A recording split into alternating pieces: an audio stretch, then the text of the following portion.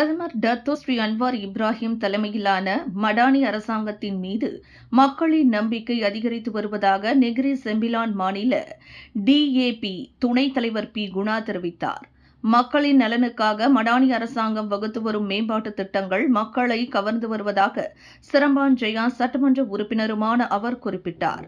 முன்னதாக இங்கு பெக்கான் பெடாஸ், Taman கோப்ராசி, Kota மற்றும் கெமீன்சே ஆகிய வட்டார வாழ் மக்களை நேரடியாக சந்தித்து 2025ஆம் ஆண்டுக்கான கேலண்டர்களை அவர் நேரடியாக வழங்கினார்.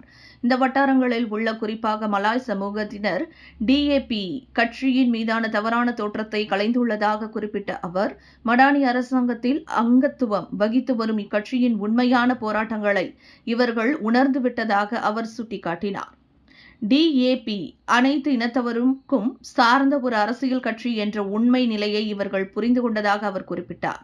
இதனிடையே இந்த வட்டாரங்களில் உள்ள சந்தைகள் மற்றும் கடைகளை சேர்ந்த சுமார் 1000 பேருக்கு 2025ஆம் ஆண்டு கேலண்டர்களை குணா மற்றும் நெகிரி செம்பிலான் மாநில ஆட்சிக்குழு உறுப்பினர் நிக்கோல் டான் வழங்கினார்.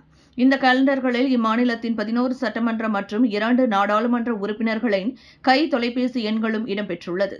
தங்களின் தொகுதிகளில் பிரச்சினைகளை எதிர்நோக்கும் மக்கள் இந்த தொலைபேசி எண்களில் தங்களின் தேர்தல் பிரதிநிதிகளை தொடர்பு கொண்டு தங்களின் பிரச்சினைகளை சொல்லலாம் என்றும் குணா சுட்டிக்காட்டினார்.